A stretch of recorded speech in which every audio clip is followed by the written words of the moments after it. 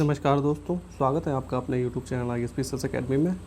और आज हम लोग हिस्ट्री में मौर्योत्तर काल जो आपका है, मौर्यों के बाद में जो आपके वंश आए, शुंग वंश हो गए, चाहे वो कर्ण वंश हो गया, शातवाहन, शक, कुषाण, चेदी, पहलव, हिंद, यवन जो भी आए थे, तो उनसे जो भी क्वेश्चन अभी तक बने हुए हैं, तो उन सभी क्वेश्चंस को हम लोग आज डिस्कस करने वाले हैं। तो हम लोग अपना वीडियो स्टार्ट करते हैं। तो अगर आपका कोई फीडबैक या फिर सजेशन है तो आप कमेंट कर सकते हैं। तो चलिए, हमारा आज का पहला क्वेश्चन है, वो कह रहा है कि मौर्यों के बाद में जो है दक्षिण भारत में सबसे प्रभावशाली राज्य कौन था। जो मौर्य साम्राज्य जो है डिक्लाइन हुआ, उसके बाद में सबसे अगर प्रभावशाली राज्य की बात करें तो वो कौन सा था, वो था आपका सातवाहन। नेक्स्ट है कि सिमुक जो था वो निम्न वंशों में से किसका संस्थापक था। तो सिमुक ने किस वंश की स्थापना की थी, तो सिमुक ने की थी शातवाहन वंश की। नेक्स्ट है कि निम्न राजवंशों में सबसे पुराना राजवंश कौन सा है, जो आपके ऑप्शन दिए हुए हैं। तो अगर इनमें से अगर आप देखेंगे तो इनमें से आपका शातवाहन सबसे पुराना है। उसके बाद में आपके राष्ट्रकूट, पल्लव, चालुक्य आए थे। चलिए नेक्स्ट हम लोग देखते हैं कि आंध्र शातवाहन राजाओं की सबसे लंबी सूची जो है किस पुराण में मिलती है। ऐसा कौन सा पुराण है जिसमें सातवाहन राजाओं की सूची मिलती है, तो ये मिलती है मत्स्य पुराण में। ऑप्शन नंबर सी है यहाँ पे। नेक्स्ट क्वेश्चन है कि सातवाहनों की राजधानी अवस्थित थी। तो जो इनकी राजधानी अवस्थित थी ये अमरावती में अमरावती में इनकी राजधानी अवस्थित थी। नेक्स्ट है कि निम्न में से कौन सी सातवाहनों की राजधानियाँ थीं। तो कौन सी जो है इनमें से थी राजधानी, तो वो थी प्रतिष्ठान। ऑप्शन नंबर ए, प्रतिष्ठान इनकी राजधानी थी। नेक्स्ट है कि शुंग वंश के बाद जो है किस वंश ने भारत पर राज किया। तो अगर देखा जाए तो शुंग मौर्यों के उत्तराधिकारी हुए शुंग, और शुंगों के बाद में आए थे कण्व वंश, या फिर इनको कण्वा बोला जाता है। नेक्स्ट है कि निम्नलिखित में से कौन सा शासक वर्ण व्यवस्था का रक्षक कहा जाता है। तो ऐसा कौन सा शासक था जो वर्ण व्यवस्था का रक्षक कहा जाता था या फिर कहा जाता है, तो वो है गौतमीपुत्र शातकर्णी। ये सातवाहन वंश का था। अगला है कि कुषाण शासक कनिष्क का राज्याभिषेक जो है वो किस सन में हुआ था। तो इसका राज्याभिषेक हुआ था 78 AD में। Option number D. नेक्स्ट है कि निम्न में से किस वंश के साम्राज्य की सीमाएं जो है भारत के बाहर तक फैली हुई थी। तो कुषाण वंश की शाखाएं जो देखेंगे तो आपको उत्तर पश्चिम में आप देखेंगे कि अफगानिस्तान, पाकिस्तान, इन सभी में फैली हुई थी। अगला है कि किस चीनी जनरल ने कनिष्क को हराया था। तो वो चीनी जनरल था पान चाओ। पान चाओ जो जनरल था, इसने कनिष्क को हराया था एक युद्ध में। नेक्स्ट है कि कनिष्क के सारनाथ बौद्ध प्रतिमा अभिलेख की तिथि क्या है। तो यहाँ पे इसकी तिथि है 81 ईस्वी सन। अगला जो हमारा है कि बुद्ध जो है किसके सिक्कों पर अंकन हुआ है। बुद्ध का जो है अंकन आपको किसके सिक्कों पर देखने को मिलता है। तो ये देखिए आपको देखने को मिलेगा कनिष्क के सिक्कों पर। Option number B. नेक्स्ट दिया हुआ है कि कुषाण जो थे फारस की खाड़ी और लाल सागर से होकर व्यापार करते तो ये बात बिल्कुल सही है, वो करते थे। उनकी सुसंगठित नौसेना जो उच्च कोटि की थी, तो यहाँ पे ये गलत है। उनके पास में नौसेना जैसा उच्च कोटि की नहीं थी उनके पास में। तो हमारा ऑप्शन बन जाता है यहाँ पे सी, ए सही है, परंतु आर जो है गलत दिया हुआ है। अगला क्वेश्चन है कि शक संवत जो है प्रारंभ हुआ था। तो ये शक संवत कब से प्रारंभ हुआ था, ये हुआ था 78 ईस्वी से। नेक्स्ट है कि विक्रम एवं शक संवतों में अंतर जो है वर्षों में कितना होता है, बीच का डिफरेंस इनके कितना है। तो ये होता है 135 वर्ष का। नेक्स्ट है कि विक्रम संवत कब से प्रारंभ हुआ था। तो देखिए विक्रम संवत जो प्रारंभ हुआ था वो था 57 ईसा पूर्व से। अगला है कि निम्नलिखित में से कौन सा वर्ष दिसंबर 2009 में शक संवत वर्ष का होगा। तो शक संवत वर्ष में जो है कौन सा होगा, तो इनमें से देखिए आपका हो जाएगा 1931। Option number A. ये देखिए 2009 के हिसाब से आप इस क्वेश्चन को स्किप भी कर सकते हैं। ऐसे ही ये जो है आप नेक्स्ट वाला, तो चलिए आप लोग सॉल्व करिए। वो पीछे वाला जो क्वेश्चन है 18 नंबर, इसको आप स्किप कर सकते हैं। अगला क्वेश्चन है कि शक संवत पर आधारित राष्ट्रीय पंचांग यानी कि कैलेंडर का एक चैत्र ग्रेगोरियन कैलेंडर पर आधारित 365 वर्ष के सामान्य वर्ष की निम्नलिखित तिथियों में से किस एक के तदनुरूप होगा। तो किसके जो है समान होगा, तो ये होगा 22 मार्च अथवा 21 मार्च के।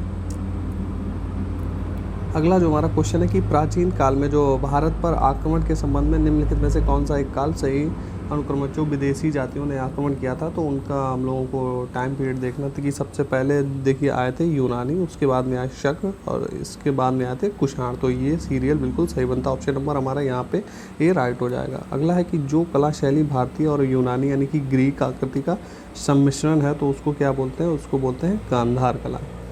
हमारे उत्तर पश्चिमी भारत में ये विकसित हुई थी। अगला है कि निम्नलिखित में से किस मूर्ति कला में सदैव हरित स्तरीय चट्टान यानी कि शिष्ट का प्रयोग माध्यम के रूप में हुआ था, तो ये हुआ था आपकी गांधार मूर्ति कला में। अगला है कि निम्नलिखित युग्मों में से कौन सा एक सही सुमेलित है, तो इसमें हम लोगों को देखना है कि कौन सा सही सुमेलित है। तो इसमें देखिए कुषाण काल में जो है गांधार कला शैली विकसित हुई थी, तो ये बिल्कुल सही दिया, ऑप्शन नंबर बी। नेक्स्ट है कि कला की गांधार शैली निम्न समय में फली फूली थी, तो किसके समय में, ये कुषाणों के समय में फली फूली थी, ऑप्शन नंबर ए। नेक्स्ट है कि बाल विवाह की जो प्रथा है वो प्रारंभ हुई थी, तो ये किसके काल में प्रारंभ हो गई थी, तो देखिए ये कुषाण काल में जो है स्टार्ट हो गई थी बाल विवाह। नेक्स्ट है कि निम्नलिखित नगरों में से किसका उल्लेख कनिष्क का जो रबतक इसको या फिर रैवतक अभिलेख में नहीं है, पूछ रहा है किसका उल्लेख नहीं दिया हुआ है। तो यहाँ पे देखिए श्रावस्ती का उल्लेख उसमें नहीं है, बाकी कौशाम्बी, पाटलिपुत्र और चंपा का वहाँ पे उल्लेख किया हुआ है। नेक्स्ट है कि उत्तरी तथा उत्तरी पश्चिमी भारत में सर्वाधिक संख्या में तांबे के सिक्कों को जारी किया था, तो किसके द्वारा जारी किया गया था, तो ये कुषाणों सर्वाधिक सिक्का में सर्वाधिक जो है संख्या में तांबे के सिक्के जारी किए थे, ऑप्शन नंबर बी। चलिए नेक्स्ट हमारा क्वेश्चन जो है,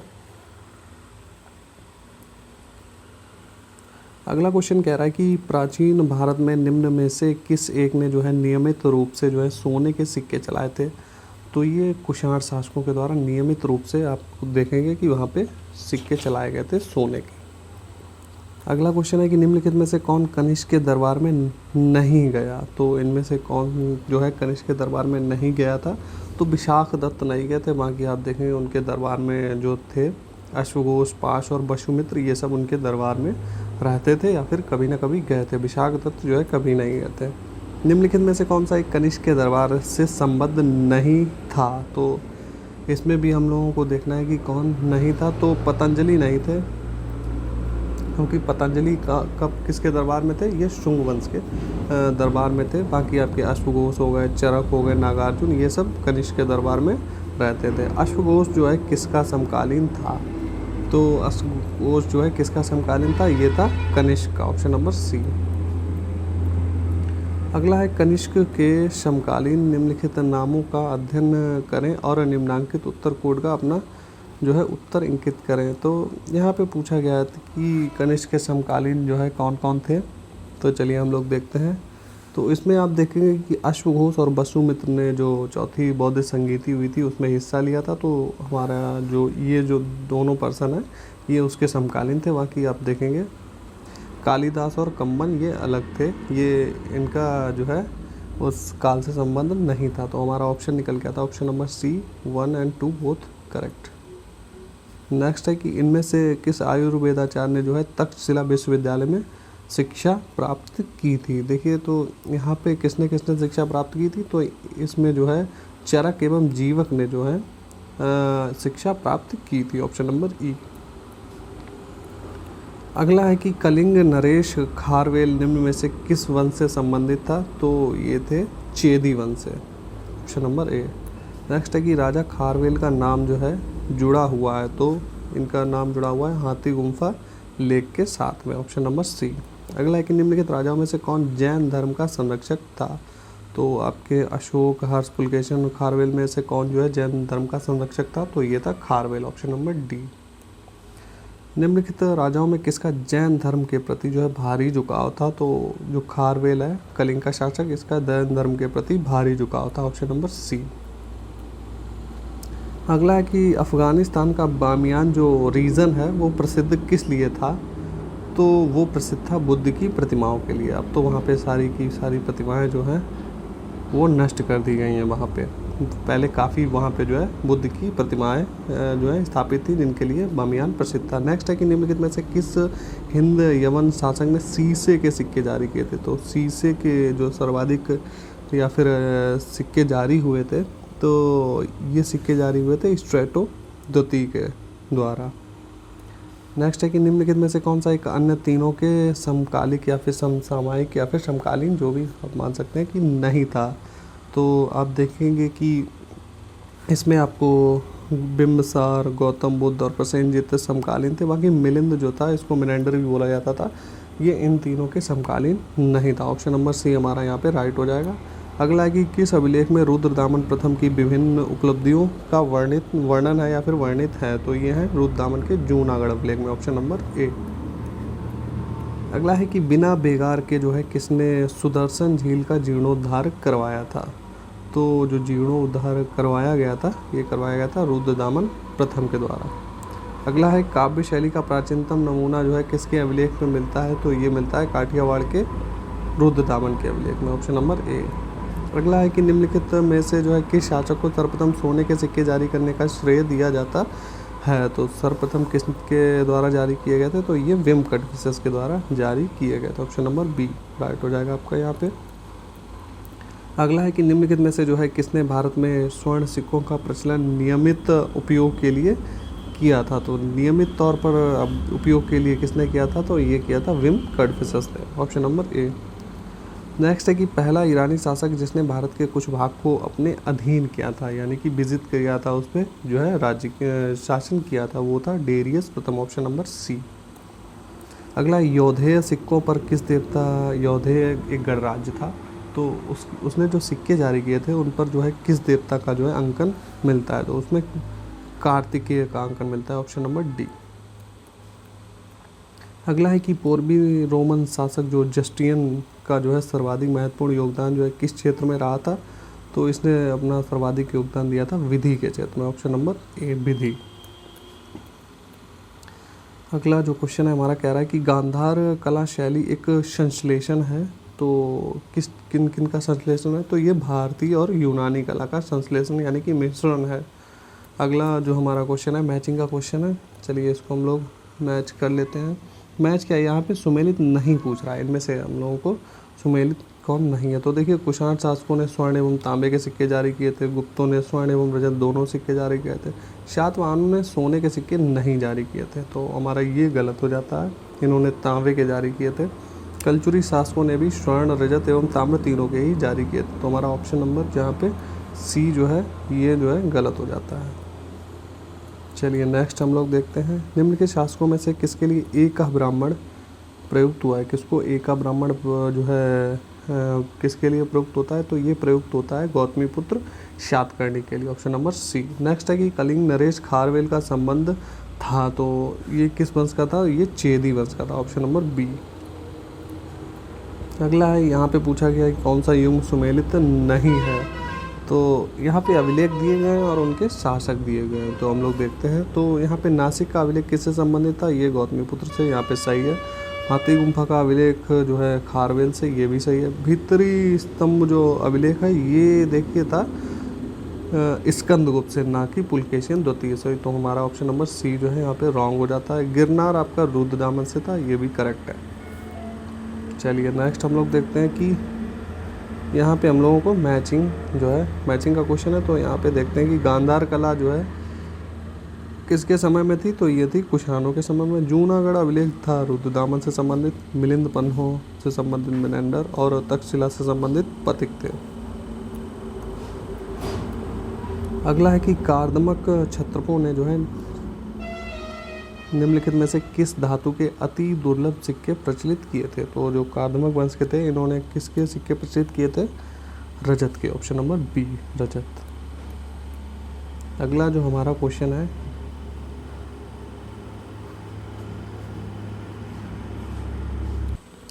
तो ये क्वेश्चन हम लोगों से कह रहा है कि यहाँ पे जो आपके स्टेटमेंट दिए गए हैं तो इनमें पूछा गया सत्य कथन का चयन कीजिए, कौन कौन से यहाँ पे राइट है। तो चलिए हम लोग देखते हैं कौन कौन सा है। तो हाथी गुम्फा अभिलेख के बारे में हम लोगों को पूछा गया, तो पहला दे रखा है कि यह अभिलेख चेदी वंश के राजा खारवेल के शासनकाल के प्रारंभिक 12 वर्षों का वृत्तांत देता है, तो ये गलत दिया है, प्रारंभिक नहीं, ये पूरे ही उसके टाइम पीरियड का वृत्तांत देता है, तो यहाँ पे गलत हो जाता है। दूसरा है कि यह ब्राह्मी लिपि और प्राकृत भाषा में उत्कीर्ण है, तो ये बिल्कुल सही है।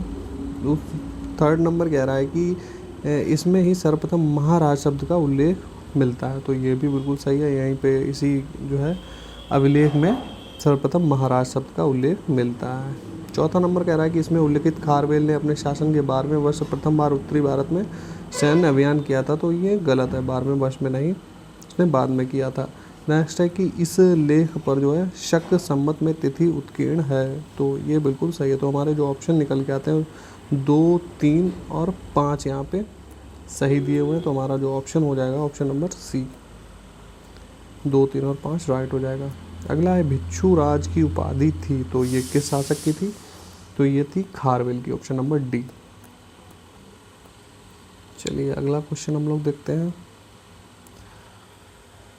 तो यहाँ पे देखिए अगला क्वेश्चन कह रहा है कि निम्नलिखित में से जो है किस वंश के शासकों के विषय में जो है जानने के प्रमुख स्रोत जो हैं सिक्के हैं। तो इसमें से जो आपके दिए हुए हैं तो आप देखेंगे कि आपके चाहे इंडो वक्शी हो गए हों या फिर इंडो यूनानी हो गए हों या फिर इंडो सीथियन हो गए, इनके बारे में आपको अगर जानकारी चाहिए तो इनकी जानकारी सिर्फ और सिर्फ सिक्कों से ही प्राप्त होती है। बाकी आपको कुषाणों के बारे में जानकारी आपको अभिलेख में मिल जाएंगे, लेकिन इन तीनों के बारे में सिर्फ सिक्कों से ही जानकारी प्राप्त होती है। तो ऑप्शन नंबर डी हमारा 1, 2 एंड 4 यहाँ पे राइट हो जाएगा।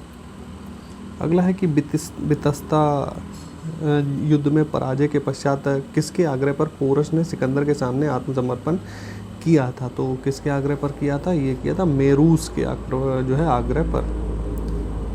अगला जो हमारा क्वेश्चन है, अगला क्वेश्चन कह रहा है स्टेटमेंट और कथन और कारण दिए हुए हैं। तो कथन ए दे रखा है कि जो है गांधार कला का मुख्य प्रतिपाद्य बुद्ध और बौद्ध धर्म था, तो ये बिल्कुल सही है, बुद्ध एवं बौद्ध धर्म से ही रिलेटेड थे। यहाँ पे सेकंड कारण दे रखा है कि गांधार कला शैली की जो सर्वश्रेष्ठ मूर्ति थी रोमा देवी की मूर्ति थी, तो यहाँ ये भी बात सही है। तो दोनों ही सही है, लेकिन यहाँ पे एक दूसरे का कोई जो है रिलेट नहीं हो पा रहा है, तो यहाँ पे हमारी व्याख्या नहीं निकल के आ रही है, कथन और कारण की सही व्याख्या नहीं हो रही, तो यहाँ पे हमारा ऑप्शन नंबर बी राइट हो जाएगा।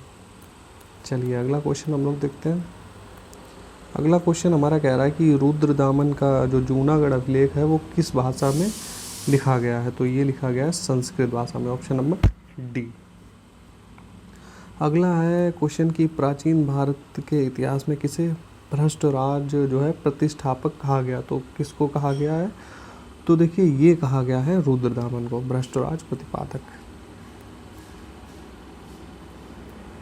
अगला जो हमारा क्वेश्चन है वो कह रहा है कि सातवाहन शासकों के संदर्भ में निम्नलिखित कथनों में से कौन सा कथन सत्य है। तो चलिए देखते हैं। तो यहाँ पे सातवाहन नरेश प्राकृतिक भाषा के पोषक थे, तो ये सही बात है। सेकंड है कि सातवाहन काल में कला के लोक पक्ष को अधिक प्रोत्साहन मिला था, तो दोनों ही यहाँ पे सही थे। हमारा ऑप्शन नंबर बी राइट हो जाएगा, 1 and 2 बोथ करेक्ट।